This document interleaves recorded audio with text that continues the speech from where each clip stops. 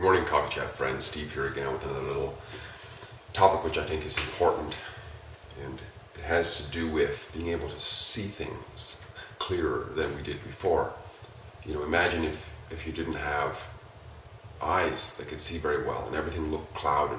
You wouldn't be able to drive your car, you wouldn't be able to recognize people, you wouldn't be able to see whether what food was in front of you and so on. And then imagine all of a sudden you could see more clearly. That would be helpful, wouldn't it?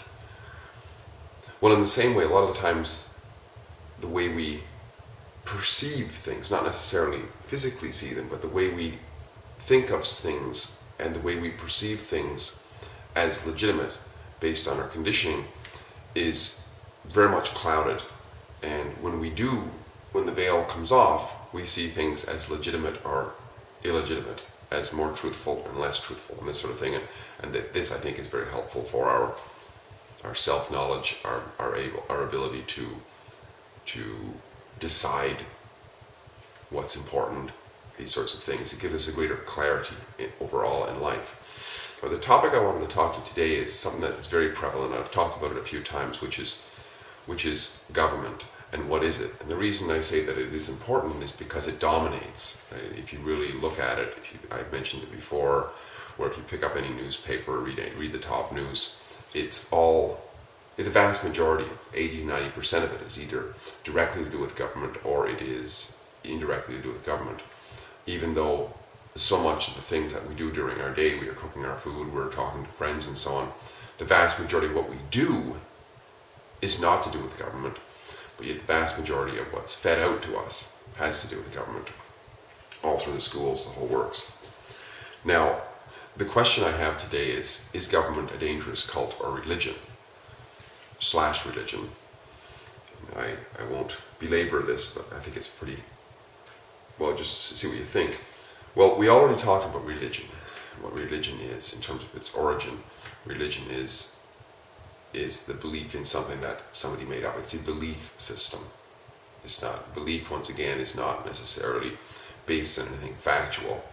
It's just something that somebody came up with, and then we accept it without necessarily the rigor of truth. There can be strong belief systems. There can be beliefs based on some sort of substance, but we're not quite sure yet. But generally speaking, religious beliefs are unfounded if we really put any sort of rigor to them, And also the origin of the word, it's a realignment. We may have had, like we were told to go this way and we went that way, or we decide to go that way. It's like a re-legioning ourselves. So we already had our legion and we're going re-legioning ourselves. Now a cult, I'm going to just read the basic definition of it and some etymological connections. It's a system of veneration and devotion towards a particular figure or object. Now, if you look at government and how it is that many people approach government. Just a second here, phone's ringing. Let's turn this. If you look at how we approach government, very often it has to do with the icons, the idols of government in the Canadian context are typically a crown, which is just a piece of jewelry that's considered to be venerated. Pictures, any official buildings, you'll see a picture of a certain individual up there. That's meant to be not literally, but sort of bowed down to. And you see also flags and these sorts of things, which are just basically pieces of cloths with color on them. People salute them, people raise them and lower them in great pomp and ceremony. These are all figures or objects that people are holding in high esteem. You also see lots of bumper stickers that say support the troops. What are the troops? The troops, well, nobody knows what the troops are. They say they're a bunch of people, but they're not supporting one troop or another troop. It's the troops. It's this construct, and they're supporting them for nobody knows what reason. They're not defending anybody. They're off bombing other countries and so on, but they want to support them. So it's like nobody really gives a lot of thought. It's just because it's like a religion in that way, because if somebody says so and it feels good, so they do it. I used to live in a place, what's called Eastern Canada, and it's a very, very highly, extremely highly governmental area, and largest population in the region, and almost every bridge in the entire place, and there are thousands and thousands of bridges that overpasses, ones going over creeks. You can drive for days through this place, and almost every one of those bridges is a shrine to a religious icon called a cop, or a government icon, I should say. I keep having a slip of the tongue. They're all in honor of these earthly deities that we call police officers or cops, official officers of this cultish organization. Now, in the etymology of the word cult, we see inhabited, we see cultivated, we see worshipped. Inhabited, that's interesting, because a cult, the origin of the word is you're inculcated, right? You're living within. And if you look at government organizations which represent a territory, right? And people think they live in that. But yet, it's interesting how, if you really think about it, they don't. So they think they do. Cultivated, so it has to be learned. If you look at, earlier and earlier children are being inculcated into even from a social stigma standpoint, you're supposed to send your kids even earlier and earlier and earlier to these inculcation camps called schools.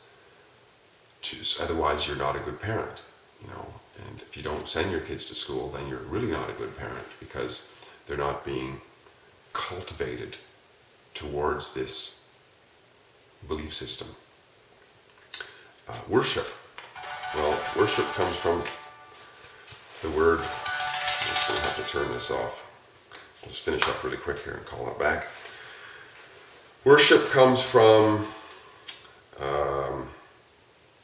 let's see here, having a rank of, the ship part of it means worship comes from the origin of worth-ship, something that's worth, something that's worthy, you might say. So we somehow think in our belief system that a crown is worthy of our attention, and the ship is a rank. So it has a worth rank. Rank is like lower levels and higher levels. So it has the worthiness of being venerated. And if you look at a flag, they always put it up high, so it's higher than us. So we look up like a deity, right? Now, there's an old saying that goes something like this, if one believes a fantasy, they're considered to be insane. If a few people believe a fantasy, it's considered to be a cult, like the Goths and so on, right? Gothic, whatever. If the majority believe it, it's considered normal or the truth. So to that extent, I would say that government is not so much a cult. It's more along the lines of a religion, because many believe it. And not only this, so it's considered normal, and it's considered to be the truth, that it actually exists. You look at lots of other religions. You look at Christianity, Islam, Sikhism, Canada, USA, Scientology. All of these things are, well, except for the one with Scientology, there's not very many people believe it, so we call that one a cult. But all the other ones, Christianity, Islam, Sikhism, Canada, USA, those are believed by a lot of people, so therefore they are considered to be normal and the truth, and actually truthful. However, I would say,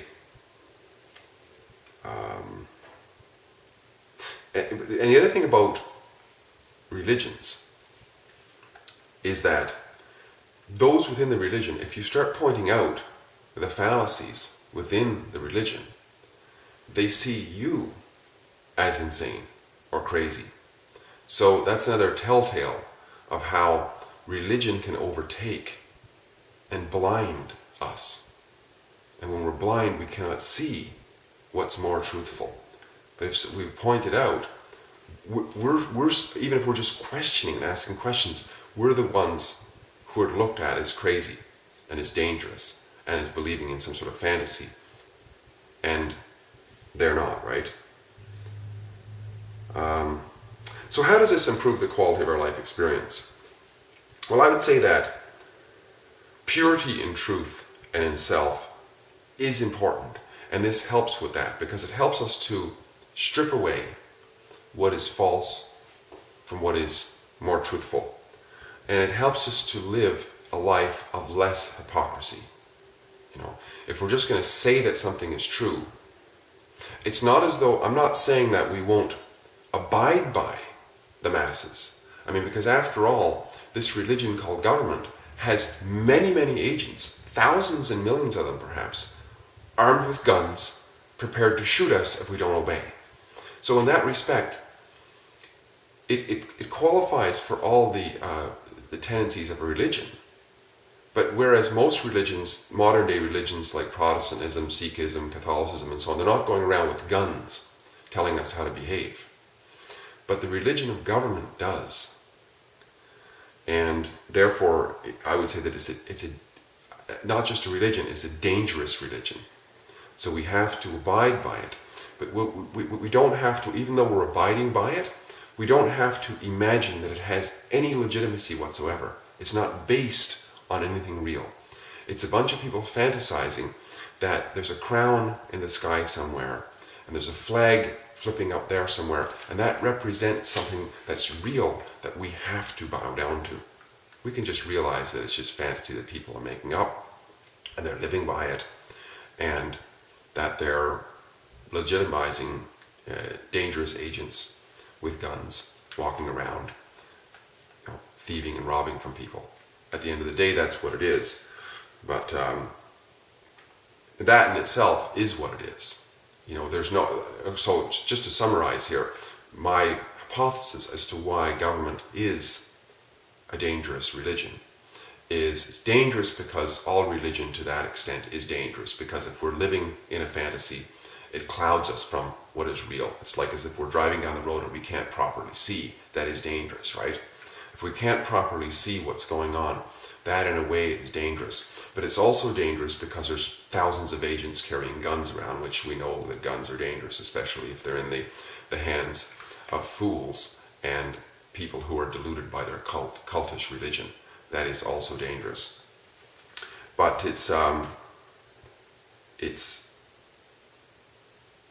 there was something else I was going to say about why it's dangerous. But those two are enough to know that it's dangerous. And when we see it for what it is, it's not as though we're going to just hang up and just protest, and there's no sense in doing that really, in protesting against and not submitting to the authority of these people with their guns and their demands right away, because that will evoke the danger of their religious affiliation, which is that they are trained to operate in certain ways and take us out if necessary, or either we pay up or they enforce their regulations on us. I hope that was helpful. I hope it's helpful just to be able to see things for what they are, to see government for a religion. Oh, here was the thing that I was going to say. The final thing that I was going to say as to why it's a religion, which is that a religion, if we think about it in terms of our general construct, what we normally think of as religion is this deity, right? That has that we know that we're created, but we can't possibly know our creator because we don't completely know ourselves. We can't, but we make things up. We make up stories and books, and we have priestly classes of people who they're supposed to know because God told them these sorts of things, right? Well, it's the same thing with government. We create a document or a crown or a flag or something like that, and we even though we created it, we hold it as higher than us, and we have a parallel. It's like a parallel system, but it's not a parallel. It's exactly the same. It's just that it's another religion, you know. And we have people who embody these icons. You know, there's a woman over in England somewhere who wears the crown once in a while. So we elevate her because that crown is on top of her head. And there are people who carry flags, and when they're flag bearers, they are somehow elevated. It's like a priestly class, you know. It's so similar to when I used to go to church years ago. There would be a guy with a robe walking in at the beginning of the church service holding this big tall cross, and somebody behind him holding up a chalice that had the body of this guy who's dead for 2,000 years, and some wine, and it was the blood of that guy, and it's incredibly cultish, the whole thing. It's just a bunch of rituals, but it's elevating. It's always holding arms up and showing that they're higher than us, and so on. It's the same thing with government. Is there's this whole there is, you can't ask anybody where is the government, because what they'll point to you is they'll say, oh, those guys are. Well, hang on a second here. If we break it down, well, those are just other guys, you know. Oh yeah, but they have this suit on. Well, that's just clothes, you know. Oh, but they have this constitution. Well, where is it? Well, here it is. That's a piece of paper. Yeah, but it says this. Well, they're just words. They're words that somebody wrote down. You see, we can break it down and break it down. We're all just human beings working together, and we just make stuff up. We make this shit up. We hallucinate it to be real, whether it's some divine entity or whether it's some divine entity called a flag or a crown. It's just all just made up, and it's enforced by, in the case of government, by the barrel of a gun. At the end of it, the agents, the workhorse agents of the government, are people who go around with guns on their hips and sometimes assault rifles, because there's the process. There's a piece of paper that's written that says everybody's got to do this, and most people do it. Those who don't resist it, get pieces of paper in the mail threatening things that say you got to do this, you got to do that. If you still don't do it, then there's court demands that you got to go to court and prove your thing, and so on. If you still resist, eventually people show up to your house, and if you resist then with equal force that they are coming to you with, they will shoot you. And that's what I mean by the danger of this. And it's all brainwashed in from the time we're very, very young. All the way through. When I went through school all the time, we sang a hymn to this fantasy called Canada. Every morning we sang something called O Canada. We actually sang to it. We did two. We did one called Our Father, which was supposed to be a religious thing. And we did this other religious thing, which was a hymn to this fantasy god called Canada. Every morning we did that. And so much of what we learned was about Canada, Canada, Canada, Canada, Canada, Canada. God, God, God, God, God, God. It's the same thing. It doesn't exist. There is, somebody drew a line on a map, which you can't see from outer space or whatever, and they say, this is where Canada ends, and that's where another place begins. That's another religion over there. This is this religion, that's that religion. Well, where's the line? Can't see it. There's just grass here and grass there. But people believe this stuff. And it's one, like I say, it's one thing to abide by the regulations because there's millions of guys with guns. It's another whole thing to actually believe it has any legitimacy whatsoever and is not as clearly insane as if one person was to believe that there is a God in that flag. But when many people believe it, of course, now it's not only normal, but it's the truth. This is something we can snap ourselves out of, and it'll help to improve the quality of our life experience because we won't be just living a fantasy. We'll be coming back to more of what is real.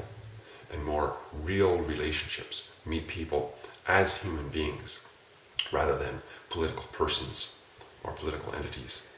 It's great talking to you once again. I know I got a little bit messed up there with the phone calls and so on, but I'll do this again. We'll talk more about this later. My name is Steve. Bye-bye for now.